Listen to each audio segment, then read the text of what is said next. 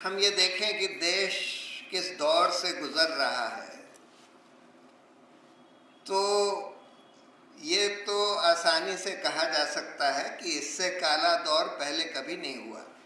कई कई लोग समझते हैं कि इमरजेंसी का दौर इससे भी काला था, लेकिन वो बात सही नहीं है। देखिए, इमरजेंसी में बहुत चीज़ें हुई। बहुत सारे लोगों को जेल में डाल दिया, प्रेस सेंसरशिप लगा दी गई। लेकिन आज जो हो रहा है उससे कहीं ज़्यादा खतरनाक और कहीं ज़्यादा भयानक है। इमरजेंसी में ये नहीं हुआ कि अल्पसंख्यकों के खिलाफ झूठा प्रचार, नफरत फैलाई जाए। ये इमरजेंसी के दौर में नहीं था। इमरजेंसी के दौर में ये भी नहीं हुआ कि गरीबों के, आम आदमी के हक जो बड़े मुश्किल से कई सालों के स्ट्रगल के बाद हासिल हुए थे, जैसे कि ये मनरेगा को ही ले लीजिए, कानून बना है जिसमें ये बोला गया कि हर एक रूरल फैमिली में एक जने को कम से कम 100 दिन न्यूनतम वेजेस पर मजदूरी मिलने का हक होगा। उसको 2 दिन के अंदर संसद में फट से एक दूसरा कानून लाकर पलट दिया गया। उस हक को, जो एक राइट बेस्ड कानून था, उसको अब बजट बेस्ड कानून बना दिया गया। उस कानून में कोई बजटरी कंस्ट्रेंट नहीं थी, हर एक जने का एक लीगल राइट क्रिएट किया गया था।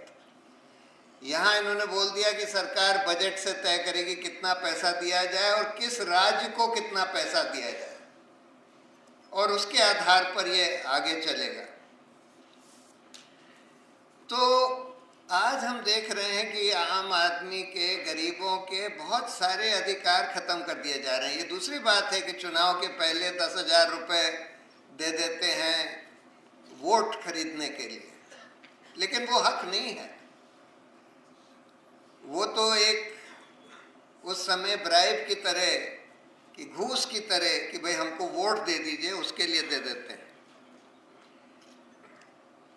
उसी तरह से साइंटिफिक टेम्पर को जो खत्म किया जा रहा है, वो इमरजेंसी के दौरान नहीं हुआ था।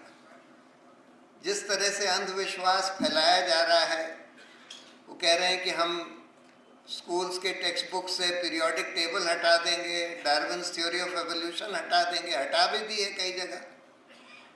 मुगल हिस्ट्री हटा देंगे, हटा दी है।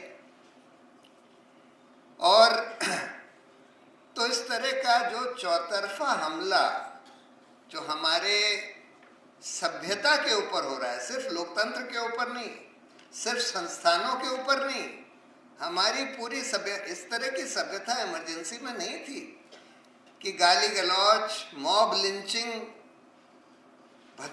रेप की थ्रेट्स देना। अगर कोई सरकार के खिलाफ बोलता है तो उसको एक आईटी सेल है भाजपा का, जो कि उसको, अगर महिला हो तो उसको रेप की थ्रेट देती है, अगर पुरुष हो तो उसको मर्डर करने का थ्रेट देता है। इस तरह का माहौल इमरजेंसी में नहीं था। तो आज जो दौर है वो सबसे खतरनाक दौर है।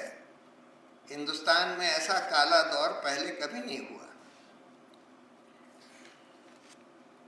हमारे लोकतंत्र के सामने क्या चुनौतियां हैं, कहाँ हम खड़े हैं। देखिए, पहले तो हमने अनफॉर्चुनेटली एक ये कमी रह गई, हमारे संविधान जब बना, हमने एक इलेक्टोरल डेमोक्रेसी या रिप्रेजेंटेटिव डेमोक्रेसी का गठन किया। हमने ये माना कि हम चुनाव से, वो भी एक बहुत बड़ा एडवांस था उस समय, बहुत बड़ा एडवांस था, एडल्ट फ्रेंचाइज, और हम वोट से अपने रिप्रेजेंटेटिव्स इलेक्ट करेंगे, वो लोग सरकार बनाएंगे और वो फिर नीतियां निर्धारण करेंगे। और उसको माना गया कि भाई जनता की राय से ये लोग काम करेंगे, जनता की इच्छा से काम करेंगे, सरकार चलेगी, नीतियां बनेंगी। लेकिन धीरे धीरे ये भी, अभी मैं बताऊंगा कि उसको भी खत्म कर दिया गया है।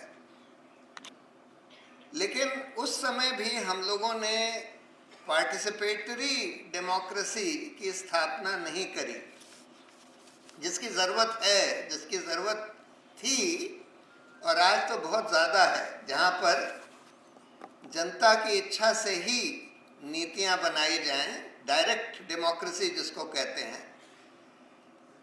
कई देशों में है जिसको इनिशिएटिव एंड रेफरेंडम का सिस्टम कहते हैं कि अगर 10% लोग लिखित इनिशिएटिव दें कि हमको ऐसा कानून चाहिए या ऐसी नीति चाहिए, तो उस पर रेफरेंडम होता है। रेफरेंडम में अगर अधिकतर लोग उसके हक में बोलें तो वो कानून ऑटोमेटिकली बन जाता है, पार्लियामेंट में जाने की जरूरत नहीं होती। दूसरी बात, गांव सभा को ये माना गया था कि भाई गांव सभा एक ऐसा यूनिट है कि जहां पर डायरेक्ट डेमोक्रेसी होगी, जहां पर सारे गांव वाले मिलकर तय करेंगे कि उस गांव के लिए क्या नीतियां हों। उसमें रिप्रेजेंटेटिव डेमोक्रेसी यानी इलेक्टेड रिप्रेजेंटेटिव्स नहीं तय करेंगे, गांव वाले ही तय करेंगे। तो लोअर लेवल पर तो आप जहां 1000, 1500 लोग हों, ज़्यादा से ज़्यादा 2000 लोग हों, वहाँ पर तो आप एक मीटिंग बुला सकते हैं सब लोगों की, जिसमें वो लोग चर्चा करके तय कर सकते हैं क्या करना है क्या नहीं करना है। पर बड़े लेवल पर उसका सिस्टम होता है इनिशिएटिव एंड रेफरेंडम, जिसका मैंने जिक्र किया, वो हम लोगों ने नहीं किया। लेकिन आज जो इलेक्टोरल डेमोक्रेसी भी है, जिसको रिप्रेजेंटेटिव डेमोक्रेसी कहते हैं, ये एक पैसे का खेल बनकर रह गया। जैसे वो अन्ना हजारे कहते थे कि पैसे से सत्ता और सत्ता से पैसा, वो चक्र चल रहा है। क्यों ऐसा हुआ? एक उसका बड़ा कारण ये है कि हमारे सिस्टम में फर्स्ट पास द पोस्ट है 2 लेवल पर। फर्स्ट पास द पोस्ट का मतलब होता है कि हम जब अपना रिप्रेजेंटेटिव इलेक्ट करते हैं, एमपी एमएलए इलेक्ट करते हैं, तो जिसको सबसे ज़्यादा वोट मिलती है, अगर उसको 30% ही वोट मिली हो, लेकिन दूसरे सब कैंडिडेट्स को उससे कम वोट मिली हो इंडिविजुअली, तब फिर उसको उस कंस्टिट्यूएंसी का सोल रिप्रेजेंटेटिव बना दिया जाता है। यानी बाकी लोगों को 70% वोट तो मिली, लेकिन उनकी वोट नष्ट हो गई। उसके बाद जब सरकार चयन करी जाती है, तो जिस पार्टी या कोएलिशन के पास मेजॉरिटी होती है, वही पार्टी या कोएलिशन सरकार बनाती है और सारी नीतियां निर्धारण वही करते हैं। अब जब हम वोट देने जाते हैं तो हमको ये पता है कि एक ही आदमी चुनाव जीतेगा और एक ही पार्टी या कोएलिशन सरकार बनाएगी। तब अगर हमको ये लगता है कि भाई ये पार्टी, मान लीजिए हम सीपीएम हमारी फेवरेट पार्टी है, और हमें लग रहा है, दिख रहा है कि भाई सीपीएम अच्छी पार्टी है, सबसे अच्छी हम मानते हैं, लेकिन उसका कैंडिडेट भी अच्छा है, लेकिन वो जीत नहीं सकता, सरकार बना नहीं सकते। तब फिर हमको लगता है कि भाई हम अपनी वोट वेस्ट क्यों करें। हम फिर देखते हैं कि जो लोग जीत सकते हैं, जो सरकार बना सकते हैं, उनमें से जो हमको कम खराब लगता है उसको हम वोट दे देते हैं। अब ये हम कैसे तय करते हैं कि कौन जीत सकता है, कौन नहीं जीत सकता? वो हम तय करते हैं ये देखकर कि किस कैंडिडेट या पार्टी की कितनी विजिबिलिटी है, कितना दिख रहा है। और विजिबिलिटी जो है पैसे से आती है, क्योंकि पैसे से आप अखबार में इश्तिहार दे सकते हैं, आप इलेक्ट्रॉनिक मीडिया में इश्तिहार दे सकते हैं, आप बड़ी बड़ी होर्डिंग्स लगा सकते हैं, आप अपने पेड वर्कर्स के थ्रू अपने पर्चे बंटवा सकते हैं। और आजकल तो बड़ी बड़ी इलेक्शन रैली भी पैसे के दम पर करी जाती है, ठेके दिए जाते हैं कि भाई तुम 50 बस भर कर ले आओ, तुमको 50 लाख रुपए दे देंगे। इस तरह से बड़ी बड़ी रैलियां करी जाती हैं। जब मोदी जी की रैली जो देखते हैं हम लोग, उसमें क्या आप सोचते हैं कि पैसा नहीं इस्तेमाल हुआ? ऑफ कोर्स उसमें सरकारी तंत्र भी इस्तेमाल होता है, लेकिन पैसा भी खूब इस्तेमाल होता है। करोड़ों रुपया खर्च किया जाता है भीड़ लाने के लिए, और फिर दिखाया जाता है कि देखिए इतनी बड़ी रैली हो गई। तो जिनके पास पैसा नहीं है, किसी कैंडिडेट या पार्टी के पास पैसा नहीं है प्रचार करने के लिए, वो दिखाई नहीं देता, तो लोगों को लगता है कि भाई ये तो जीत नहीं सकते, इसलिए अब इनको वोट देने का मतलब है कि ये वोट वेस्ट होगी। तो इसलिए ये तंत्र, ये चक्र चल गया है कि पैसे से सत्ता और सत्ता से पैसा। दूसरी और भी कई चुनौतियां आ गई हैं इस चुनावी लोकतंत्र में। एक तो ईवीएम आ गया है।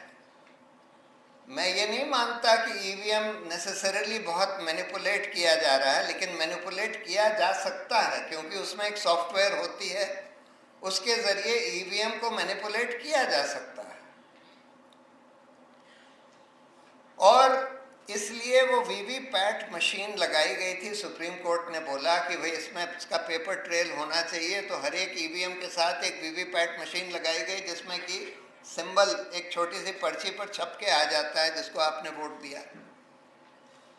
अब लेकिन दुर्भाग्य की बात यह है कि वीवीपैट मशीन तो लग गई, लेकिन उस वीवीपैट के पर्चे को काउंट नहीं किया जाता, सिर्फ 2% सैंपल के तौर पर काउंट करे जाते हैं। और उसमें भी रूल ये है कि अगर गलत निकला, मिसमैच हो गया ईवीएम में और वीवीपैट में, तो वीवीपैट का काउंट मान लिया जाएगा, उस ईवीएम को छोड़ दिया जाएगा, यानी कि बाकी 98% जो आपने काउंट ही नहीं करे उसकी काउंटिंग नहीं होगी, नहीं करते। तो इसलिए ईवीएम अगर मैनिपुलेट किया भी जा रहा है तो हमको पकड़ में भी नहीं आएगा, क्योंकि वीवीपैट स्लिप्स तो काउंट हो ही नहीं रहे। उसके ऊपर से एक और प्रॉब्लम आ गई है, स्पेशल इंटेंसिव रिवीजन, यानी कि वोटर्स लिस्ट जो बना रहे हैं, पहले भी वोटर्स लिस्ट जो बनाई जा रही थी, असल में उसकी प्रॉब्लम की जड़ है election commission. Election commission session साहब के बाद से माना जा रहा था कि भाई स्वतंत्र है, सरकार से स्वतंत्र है, स्वतंत्र तरीके से काम करती। लेकिन पिछले कुछ सालों में, 8-10 सालों में, खासकर इस मोदी काल में, हम देख रहे हैं कि इलेक्शन कमीशन जो है उसकी स्वतंत्रता खत्म हो गई और आज तो बिल्कुल करीब करीब जीरो हो गई। आज इलेक्शन कमीशन रूलिंग पार्टी का एक पिट्ठू बन गया है, जिसको सुप्रीम कोर्ट ने बोला था केज्ड पैरट, यानी कि पिंजड़े में सरकारी तोता। ये है इलेक्शन कमीशन आज। जो सरकार बोलेगी ठीक वही करेगा। अभी हमने देखा कि ये जो स्पेशल इंटेंसिव रिवीजन हो रहा है, जिसमें कह रहे हैं कि हम नए सिरे से पूरी वोटर्स लिस्ट बनाएंगे, यानी पुरानी वोटर्स लिस्ट को हम बिल्कुल अनदेखा कर देंगे। अब जो लोग इन्यूमरेशन फॉर्म भरेंगे उन्हीं का नाम ड्राफ्ट रोल में आएगा, और उसके बाद ड्राफ्ट रोल में से भी हम काट छाट करेंगे, क्योंकि अगर लोगों ने आवेदन दिया कि हमारा नाम उसमें ऐड कर दो, या किसी ने आवेदन दिया कि इस आदमी का गलत नाम आ गया, इसका नाम काट दो, तो वो सब देख दाख के हम करेंगे। बिहार में यही हुआ। पहले स्टेज में 65 लाख लोगों का नाम काट दिया गया, यानी कि 8% से ज़्यादा लोगों का नाम ड्राफ्ट रोल से हटा दिया गया। उसके बाद वो कहते हैं करीब 15 लाख लोगों का नाम ऐड किया गया, और ड्राफ्ट रोल में से 3,66,000 लोग और निकाल दिए गए। और बाद में ये पता लगा, ये इंडियन एक्सप्रेस ने फ्रंट पेज पर ये स्टोरी छापी कि लोगों के नाम काटने के आवेदन सीधे केंद्र से, यानी कि इलेक्शन कमीशन के हेडक्वार्टर से भेजे गए थे, जबकि कानून ये कहता है कि जो लोकल इलेक्टोरल रजिस्ट्रेशन ऑफिसर है वही भेज सकता है कि भाई तुम्हारे नाम पर कोई ऑब्जेक्शन है या तुम्हारे डॉक्यूमेंट्स ठीक नहीं है वगैरह वगैरह।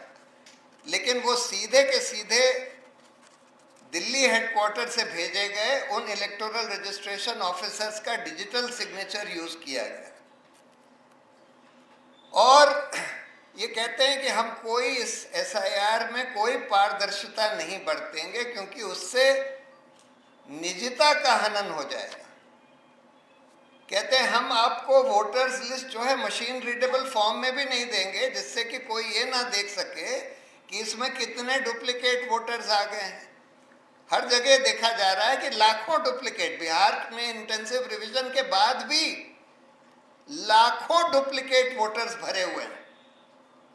और इसलिए अब जो वोटर्स लिस्ट से अब जो इंटेंसिव रिवीजन दूसरे राज्यों में हो रहा है, उसमें तो कह रहे हैं भयंकर, करीब 15% लोगों के नाम हटा दिए गए हैं। अभी कल सुबह हम लोगों की एक मीटिंग थी दिल्ली में, इसी के ऊपर, SIR के ऊपर जन सुनवाई थी, जिसमें गुजरात से आए हुए लोगों ने बताया कि एक गांव था जहां 1200 लोग मछुआरे, सब मुसलमान, वोटर्स लिस्ट में थे। उसमें से 600 ने अपना एन्यूमरेशन फॉर्म भरकर आवेदन दिया, उनको रिसीट भी दी, लेकिन एक भी जने का नाम ड्राफ्ट रोल में नहीं डाला। सारे 1200 नाम उड़ा दिए और सबके सामने ये लिख दिया कि मृत मृत मृत मृत। उसमें से 600 लोगों ने तो अपना एन्यूमरेशन फॉर्म भरा है, बाकी 600 लोगों का एन्यूमरेशन फॉर्म लिया ही नहीं। यानी कि बिल्कुल सीना ठोक कर, छाती ठोक कर ये कहा जा रहा है कि जिसका हम चाहे नाम हटा देंगे, जिसका चाहे हम नाम ऐड कर देंगे, जितने चाहे हम फर्जी नाम ऐड कर देंगे, जितने चाहे हम मुसलमानों के नाम काट देंगे। और अनफॉर्चुनेट चीज ये है कि सुप्रीम कोर्ट में 5 महीने से इसकी सुनवाई हो रही है। ये सब चीजें सुप्रीम कोर्ट के सामने आ चुकी हैं, लेकिन सुप्रीम कोर्ट ने बहुत ही ढुलमुल रवैया अपनाया हुआ है। सुनवाई करते जा रहे हैं धीरे धीरे, और इसको एक तरह से फेट अकम्पली होते देने जा रहे हैं। जैसे बिहार में हो गया कि भाई अब तो चुनाव हो गए, अब क्या कर सकते हैं। तो इलेक्शन कमीशन का अपॉइंटमेंट जो है बहुत क्रिटिकल है।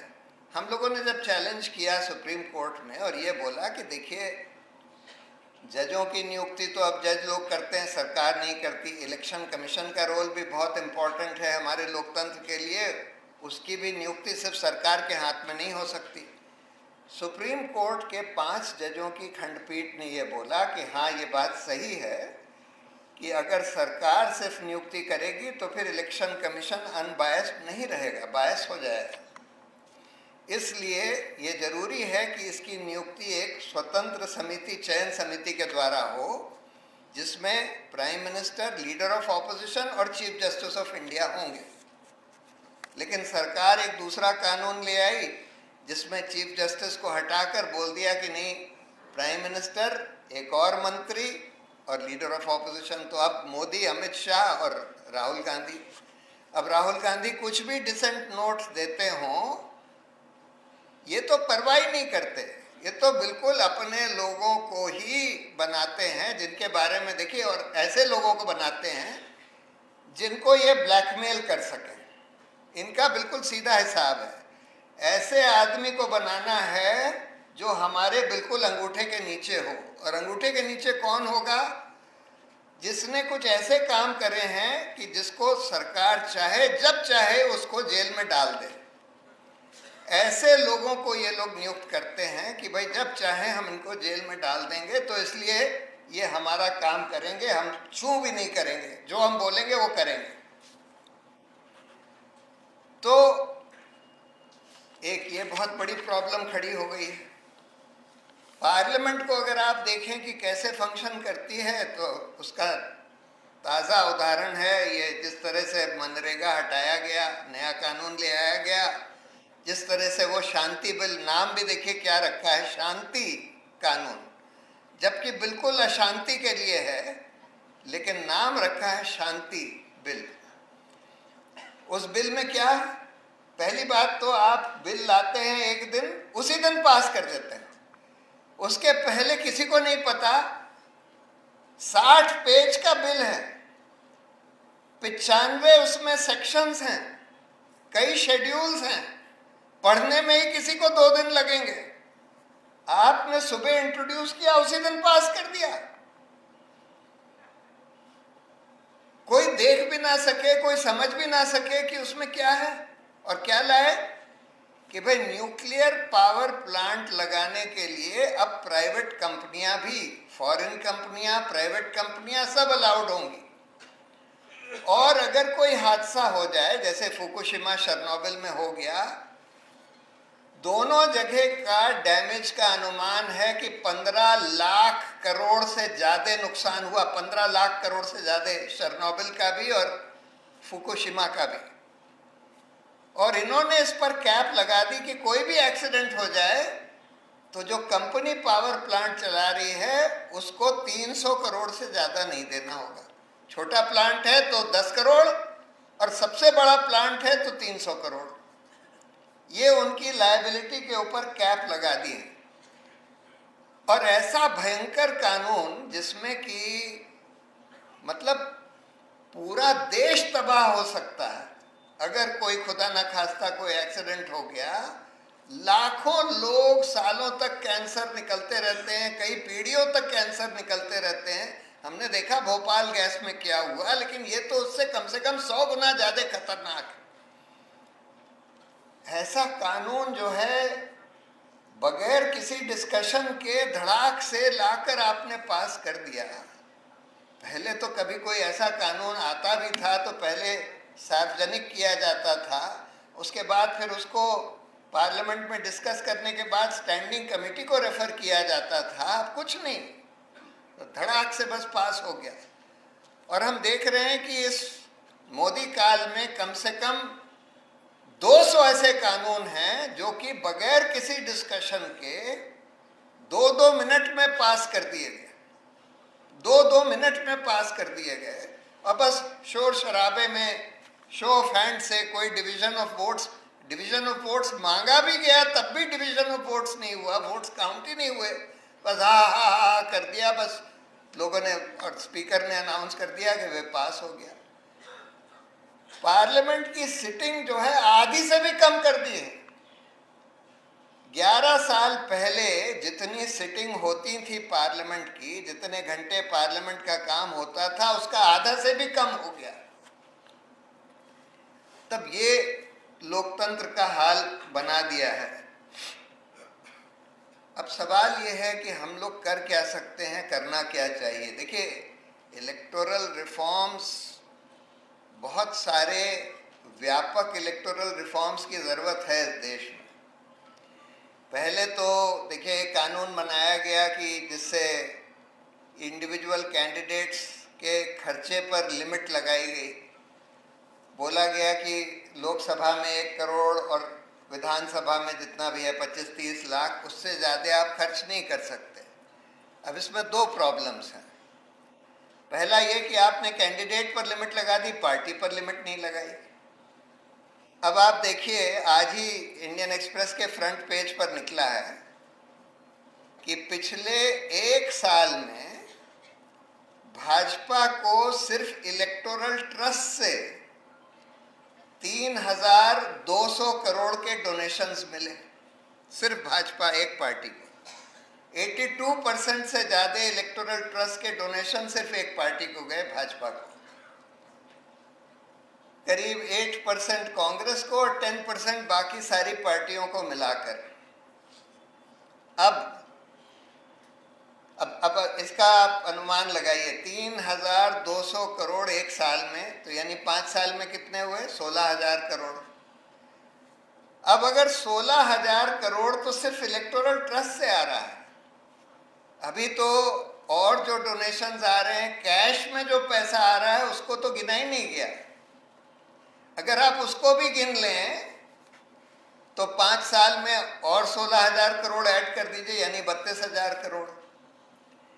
अब एक चुनाव में, एक लोकसभा के चुनाव में अगर भाजपा 500 कैंडिडेट्स खड़े करती है तो 500 कैंडिडेट 500 करोड़ ज्यादा से ज्यादा खर्च कर सकते हैं कानून के हिसाब से। लेकिन भाजपा के पास तो 32,000 करोड़ है 5 साल में। अब ये 32,000 करोड़ कहीं तो खर्च करेंगे, यानी कि आपने जहां 500 वहां 32,000, यानी कि 60 गुना पैसा जितना कैंडिडेट का लिमिट है, उससे 60 गुना पार्टी खर्च कर सकती है, एक पार्टी। तो इस लिमिट का क्या मतलब है? पार्टी के ऊपर कोई लिमिट नहीं लगाई। और फिर कई जगह हम देखते हैं कि कैंडिडेट्स कि लिमिट तो है 1 करोड़, लेकिन कुछ लोग 20 करोड़, 25 करोड़, 50 करोड़ भी खर्च कर देते हैं। कैसे खर्च कर देते हैं? कानून में लिमिट लगाई हुई है, लेकिन ये लोग कर रहे हैं।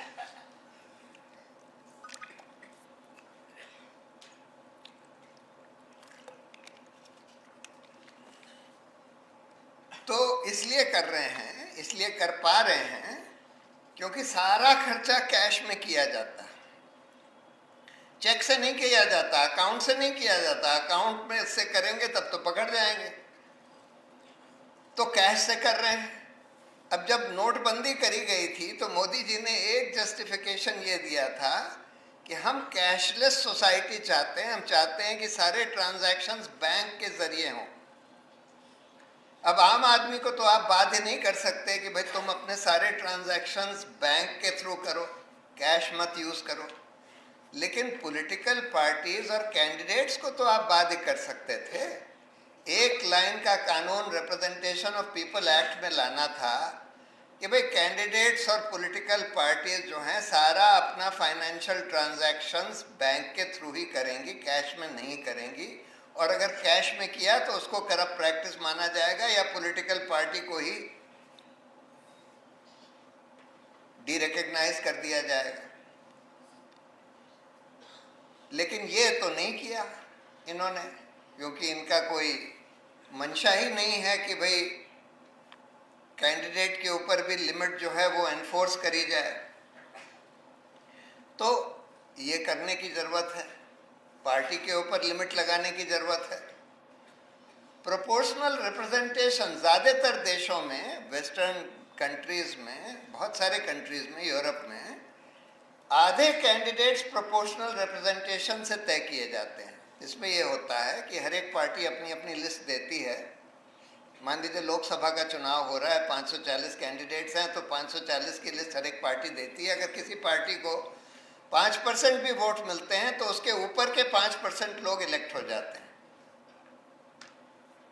यानी कि लोगों को फिर ये नहीं डर लगता कि हम अगर इस पार्टी को वोट देंगे तो हमारी वोट वेस्ट हो जाएगी, क्योंकि उनको मालूम है कि अगर 5% भी वोट मिलेंगे तो 5% लोग इलेक्ट हो जाएंगे उनके। उसका एक थोड़ा सा रिफाइनमेंट भी अवेलेबल है कि हम 2 वोट डलवाएं, एक वोट तो अपनी बेस्ट पार्टी के लिए और दूसरी वोट उस पार्टी के बेस्ट कैंडिडेट के लिए।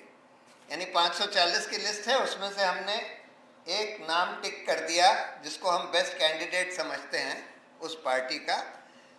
तो फिर जो 5% इलेक्ट होंगे, अगर उस पार्टी को 5% वोट मिली, तो 5% वो नहीं होंगे जो ऊपर से 5% हैं, बल्कि 5% जिनको सबसे ज़्यादा वोट मिली उस पार्टी के लिस्ट में से।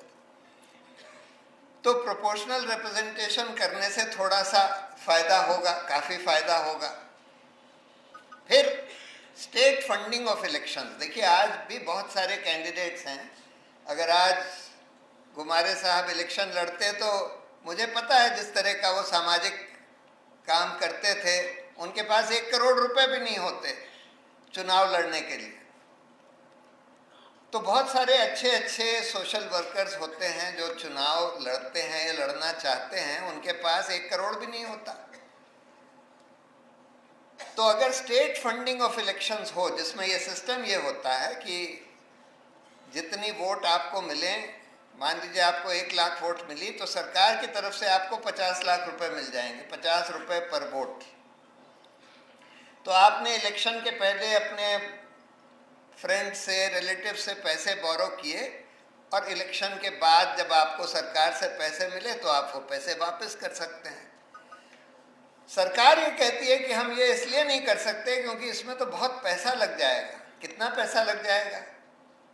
एक लोकसभा के चुनाव में 60 करोड़ वोट पड़ती है टोटल पूरे कंट्री में। अगर आप 60 करोड़ को 50 से गुणा करें तो 3000 करोड़ आता है। 3000 करोड़ तो भाजपा को सिर्फ इलेक्टोरल ट्रस्ट से 1 साल में मिल जाता है। 5 साल में सरकार के लिए 3000 crore state funding of elections के लिए देना कोई मुश्किल काम नहीं है। इससे कहीं ज़्यादा पैसा इलेक्शंस में खर्च होता है सरकार का भी। तो स्टेट फंडिंग भी होनी चाहिए थी। लेकिन सबसे बड़ी बात है कि डायरेक्ट डेमोक्रेसी थोड़ी होनी चाहिए थी, जिसमें इनिशिएटिव एंड रेफरेंडम, दो तरह की चीज़ें। एक तो डिसेंट्रलाइजेशन ऑफ पावर, पंचायती राज आ गया लेकिन उसको एनफोर्स नहीं किया जा रहा। उनको जो पावर्स होनी चाहिए वो दी नहीं जा रही हैं लोकल बॉडीज वगैरह को। सारी की सारी पावर और फाइनेंशियल पावर खासकर एकदम केंद्र में है, उससे बहुत कम राज्यों में है, उससे बहुत कम लोकल बॉडीज में है। बल्कि बिल्कुल उल्टा होना चाहिए। जो मुद्दा एक पर्टिकुलर गांव को अफेक्ट करता है वो गांव में तय हो, जो मुद्दा किसी एक वार्ड को अफेक्ट करता है वार्ड में तय हो, जो मुद्दा किसी डिस्ट्रिक्ट को अफेक्ट करता है डिस्ट्रिक्ट में तय हो, जो मुद्दा सिर्फ एक स्टेट को अफेक्ट करता है वो स्टेट में तय हो। सिर्फ वही मुद्दे जो बहुत सारी स्टेट्स को अफेक्ट करते हैं वो केंद्र में जाएंगे। ये प्रिंसिपल होना चाहिए डिसेंट्रलाइजेशन ऑफ पावर का। डिसेंट्रलाइजेशन से भी लोकतंत्र बढ़ता है। तो हमको डिसेंट्रलाइजेशन करना है, डायरेक्ट डेमोक्रेसी लानी है by way of initiative and referendum. अब तो टेक्नोलॉजी ऐसी है कि आप लोगों से अगर बहुत सारे मुद्दों पर भी वोट करानी हो, हर 10 दिन में कोई मुद्दे पर वोट करानी हो, तो आप टेक्नोलॉजी का यूज करके करवा सकते हैं। आसान है, वो किया जा सकता है, जिसमें बेईमानी होने का चांस बिल्कुल मिनिमाइज किया जा सकता है, क्योंकि सब वो सारी टेक्नोलॉजी अवेलेबल है। इलेक्शन कमीशन के अपॉइंटमेंट का हम लोगों ने, ये जो सरकार ने जो कानून बना दिया कि भाई प्राइम मिनिस्टर और एक और मिनिस्टर और leader of opposition chief justice को हटा दिया, उसको हमने चैलेंज किया हुआ है। वो सुप्रीम कोर्ट में पेंडिंग है, बहुत सालों से, 1.5 साल से पेंडिंग है। उसमें भी तारीख पर तारीख लगती रहती है, उसकी सुनवाई नहीं होती। वो भी रद्द होना चाहिए और वापस चीफ जस्टिस को उस कमेटी में आना चाहिए। मैं ये नहीं कह रहा हूँ कि चीफ जस्टिस के आने से कोई बहुत कमाल हो जाएगा, बिकॉज बहुत सारे चीफ जस्टिस भी हमने देख लिए हैं जो सरकार के साथ रहते हैं, जो वही करते हैं जो सरकार चाहती है उनको करना, ये भी हमने देखा है। लेकिन फिर भी थोड़ा सा उसमें ब्रेक लगेगा, लग सकता है। दूसरा, ये जो वीवीपैट का तो बिल्कुल सिंपल इशू है कि भाई वीवीपैट की स्लिप्स की काउंटिंग कर लीजिए। आप क्यों नहीं कर रहे हैं? वो कहते हैं टाइम और लगेगा। जब इतने बड़े बड़े बैलेट पेपर होते थे तो एक दिन में सारे काउंटिंग हो जाती थी। ये तो छोटे छोटे स्लिप्स हैं, उनकी काउंट करने में कितना टाइम और लगेगा? 3-4 घंटे और लग जाएंगे। आप इलेक्शन कर रहे हैं 6 फेजेस में, 7 फेजेस में, 6 हफ्ते में इलेक्शन कर रहे हैं, और आप कह रहे हैं हम 4 घंटा और नहीं लगाएंगे कि जिससे ये वीवीपैट की स्लिप्स काउंट हो जाए। मतलब कोई उसका तुक ही नहीं है, कोई आर्ग्यूमेंट ही नहीं है। पर अनफॉर्चुनेटली जब ये मुद्दा सुप्रीम कोर्ट गया तो सुप्रीम कोर्ट ने भी नहीं माना, बोल दिया कि नहीं, इलेक्शन कमीशन जो कर रहा है ठीक है।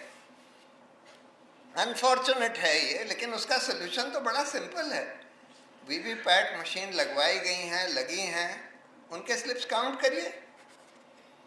और वोटर्स रोल में जो ये सब एसआईआर के जरिए किया जा रहा है, तो उसको तो आप सोशल ऑडिट इसका बेस्ट सोल्यूशन होता है। और इलेक्शन मैनुअल में प्रिस्क्राइब भी है कि सोशल ऑडिट के जरिए वोटर्स लिस्ट चेक होनी चाहिए। सोशल ऑडिट मतलब कि आप एक पोलिंग बूथ के वोटर्स को एक दिन बुला लीजिए, नोटिस दे दीजिए कि भाई इस दिन इस पूरे पोलिंग बूथ के वोटर्स लिस्ट चेक करी जाएगी, और वहाँ पर एक एक करके नाम पढ़िए, और फिर लोग आपको वहीं से बताएंगे कि भाई ये आदमी तो मर चुका है, ये आदमी तो यहाँ से चला गया है, ये आदमी यहाँ नहीं रहता, ये आदमी नया आ गया है, वगैरह वगैरह। और वो सारा के सारा वीडियो रिकॉर्ड कर लिया जाए, वो पूरी सोशल ऑडिट की हियरिंग। उससे आपको ठीक पता लग जाएगा कि भाई यहाँ पर क्या स्थिति है, कौन रियल वोटर्स हैं, कौन नहीं है। वो नहीं करना चाहते, सब बस धड़ाधड़ धड़ल्ले से, बगैर किसी पारदर्शिता के, वोटर लिस्ट भी, डिलीटेड वोटर्स की लिस्ट भी नहीं देते, मतलब उस तरह से ये लोग करना चाहते हैं। तो सब चीज़ों के सॉल्यूशन हैं, लेकिन ये लोग करना नहीं चाहते। तो सवाल ये है कि हम लोग क्या करें। देखिए, मुझे लगता है कि जो हालात आज देश में बन गए हैं, जिस तरह का बिल्कुल चौतरफा हमला हो रहा है, गरीबों के राइट्स के ऊपर, हमारे मौलिक अधिकारों के ऊपर, सारे इंस्टीट्यूशंस के ऊपर, पूरे लोकतंत्र के ऊपर जिस तरह का चौतरफा हमला है, अगर हमको इससे उभरना है तो अब वो समय आ गया है कि जब लोग सड़कों पर उतरें और बिल्कुल पीसफुली उतरें, सिविल डिसोबीडियंस करें, सत्याग्रह करें जो गांधी जी का रास्ता था, और इन सब मुद्दों पर अपनी आवाज़ उठाएं। लेकिन एक मुद्दा ऐसा है जिसका जिक्र सुभाष जी ने किया था, जिस पर मुझे लगता है कि आज बहुत बड़ा देशव्यापी आंदोलन हो सकता है, क्योंकि वो मुद्दा ऐसा है जिसका संकट बढ़ता ही चला जाएगा। वो अनएम्प्लॉयमेंट का है। आज बेरोजगारी बिल्कुल चरम सीमा पे है, लेकिन अभी बहुत तेजी से बढ़ने वाली है आर्टिफिशियल इंटेलिजेंस की वजह से। अभी तो सरकार के मिसमैनेजमेंट की वजह से है। सरकार की जो नीतियां हैं जिसमें ये पब्लिक सेक्टर को सब प्राइवेटाइज कर रहे हैं और सारी इकोनॉमी कुछ थोड़ी सी बड़ी बड़ी अडानी अंबानी की कंपनियों को देते जा रहे हैं, उसकी वजह से अनएम्प्लॉयमेंट बढ़ा है। लेकिन काफ़ी अब अनएम्प्लॉयमेंट आर्टिफिशियल इंटेलिजेंस की वजह से भी बढ़ रहा है और वो बहुत तेज़ी से बढ़ेगा। तो हमको आंदोलन मेरी राय में 4 मुद्दों पर करना चाहिए, और जो पूरे देश में देशव्यापक आंदोलन हो और जिसकी अगुवाई यूथ करेंगे, क्योंकि वही आंदोलन सक्सेसफुल होता है जिसकी अगुवाई यूथ करते हैं, क्योंकि यूथ में एनर्जी होती है, उनमें नए नए आइडियाज़ भी होते हैं। इसलिए यूथ लेड मूवमेंट का बेस्ट चांस होता है सक्सीड करने का। बेरोजगारी ऐसा मुद्दा है जो यूथ को ही सबसे ज़्यादा प्रभावित कर रहा है। तो पहला तो हमको एक कानून मांगना पड़ेगा, राइट टू एम्प्लॉयमेंट का कानून, कि हर एक जने को जो 21 साल से 60 साल के बीच में है उसको right to being employed at at least minimum wages, ये एक हक उसको दिया जाए। नरेगा उसका एक छोटा पार्ट था कि अच्छा 100 दिन के लिए एक फैमिली में एक जने को रूरल एरियाज़ में, तो उसका एक बहुत संक्षिप्त पार्ट था। उसी को व्यापक बनाने की ज़रूरत है कि सिर्फ 100 दिन नहीं, पूरे साल, सिर्फ रूरल नहीं, रूरल अर्बन सब, सिर्फ एक जना नहीं, सारे एडल्ट्स। एक्चुअली इसका कोई विकल्प है नहीं, क्योंकि आगे चल के जो लोग कहते हैं कि नहीं इसका पैसा कहाँ से आएगा, पैसा वैसा सब आ जाएगा, अगर हमारी पॉलिटिकल विल हो तो पैसा वैसा सब आ जाएगा,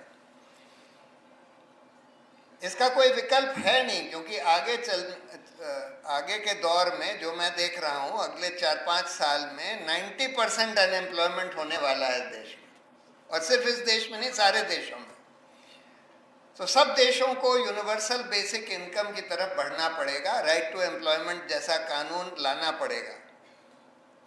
तो पहला तो मुद्दा ये है। दूसरा मुद्दा है कि भाई ये जो बेइंतहा धड़ाधड़ प्राइवेटाइजेशन किया जा रहा है पब्लिक सेक्टर का, वो बंद हो। 2 तरह के सेक्टर्स ऐसे हैं जिसमें प्राइवेटाइजेशन बिल्कुल बंद होना चाहिए। एक तो वो सेक्टर जो मोनोपोली सेक्टर्स हैं, पोर्ट्स हैं, एयरपोर्ट्स हैं, रेलवे है, ये मोनोपोलीज हैं, और मोनोपोली को आप प्राइवेट हैंड्स में नहीं दे सकते। अगर प्राइवेट हैंड्स में देंगे तो एक्सप्लॉयटेशन होगा कंज्यूमर्स का, और सरकार को भी वो लोग ब्लैकमेल कर सकते हैं। तो इसलिए प्राइवेट मोनोपोलीज तो बिल्कुल नहीं होनी चाहिए। दूसरी बात, कुछ सोशल सेक्टर्स हैं जहाँ पर सब्सिडीज़ की ज़रूरत है, जैसे हेल्थ है, एजुकेशन है, बैंकिंग है। हेल्थ में आपको minimum health care free provide करनी है हर सिटीज़न को, वो सरकार ही कर सकती है। Education, basic education free provide करनी है हर बच्चे को, वो सरकार ही कर सकती है। बैंक को लोन्स देने हैं किसानों को, गरीब किसानों को, रेडी पटरी वालों को, अपने व्यवसाय के लिए, चाहे उसकी कोई गारंटी ना भी हो कि वो पैसा वापस आएगा। तो इसलिए वहाँ पर तो पब्लिक सेक्टर की ज़रूरत है। जो लोग कहते हैं कि पब्लिक सेक्टर में बड़ा करप्शन हो गया, भाई आप करप्शन को ठीक करिए, उसका ये मतलब नहीं है कि आप उसको प्राइवेटाइज कर देंगे। करप्शन ठीक करने के बहुत तरीके हैं। तो वो होना चाहिए। तीसरा, बहुत सारे 1 करोड़ से ज़्यादा सरकारी पद अभी खाली पड़े हैं, जिस पर या तो ये लोग भर्ती कर ही नहीं रहे हैं या फिर अब कॉन्ट्रैक्ट पर कर रहे हैं। तो इनकी जो परमानेंट टाइप के जॉब्स हैं उनकी भर्तियां तुरंत करी जाएं, ईमानदारी से करी जाएं। उसका सब तरीका है, ईमानदारी से कैसे करी जा सकती हैं वो करी जाएं। और ये जो कॉन्ट्रैक्ट पर लोगों को आप रख रहे हैं, टीचर्स को भी कॉन्ट्रैक्ट पर रख रहे हैं, परमानेंट जॉब्स हैं फिर भी आप कॉन्ट्रैक्ट पर रख रहे हैं, ये सब खत्म होना चाहिए। तो इन मुद्दों पर, एम्प्लॉयमेंट पर मेरा मानना ये है कि एक बहुत बड़ा देशव्यापी आंदोलन खड़ा किया जा सकता है, जिसमें सारे जितने सोशल ऑर्गेनाइजेशंस, मूवमेंट्स, एक्टिविस्ट हैं, सबको जुटना पड़ेगा और कोऑर्डिनेट करना पड़ेगा। जब कोऑर्डिनेटेड मूवमेंट होगा तभी उसका असर होता है, और उसमें हमको सोशल डिसोबीडियंस, सत्याग्रह के लिए तैयार रहना चाहिए। तो ये एक चीज़ है जो मुझे लगता है कि हम लोग कर सकते हैं, करनी चाहिए। बाकी एक और सुझाव था, इन लोगों ने तो एक आईटी सेल बना रखा है जो झूठ फैलाता है, नफरत फैलाता है। हम लोगों को, इन लोगों का आईटी सेल जो है 5-10 हज़ार लोगों का है, जिनको 50,000 रुपये की पगार दी जाती है। हम लोगों को एक वॉलंटियर ट्रुथ सेल बनाना चाहिए, एक आईटी सेल, जो कि जिसको योगेन जी कहते हैं ट्रुथ आर्मी। उनकी ट्रोल आर्मी है, हमारी ट्रुथ आर्मी होगी, जो कि सच फैलाएगी और जो नफरत की जगह प्यार बांटेगी। तो और ये आर्मी वॉलंटियर आर्मी होगी। अगर हर एक जना भी क्या, अगर 1 करोड़ लोग भी ये तय कर लें कि भाई हम 1 घंटा इस काम के लिए देंगे, हर रोज़ 1 घंटा इस काम के लिए देंगे, तो बहुत बड़ा रेवोल्यूशन हो सकता है। और आजकल आर्टिफिशियल इंटेलिजेंस के ज़रिए बहुत चीज़ें फटाफट पता करी जा सकती हैं, क्या सच है क्या झूठ है, फट से पता लग जाता है। तो वो सब हम लोगों को यूज़ करना चाहिए। तो मैं यही कहना चाहता था, मैं तो बहुत खुशकिस्मत हूँ कि आज आपके बीच में यहाँ आ पाया, ऐसी जगह जहाँ मैं देख रहा हूँ कि बहुत बढ़िया बहुत तरह के सोशल मूवमेंट्स हैं, बहुत बढ़िया मानवाधिकार कार्यकर्ता यहाँ पर हैं। तो मैं तो बहुत गौरवान्वित महसूस कर रहा हूँ। मुझे बहुत खुशी है कि मैं यहाँ आ पाया और आप लोगों के संग कुछ बातचीत कर पाया। बहुत बहुत धन्यवाद।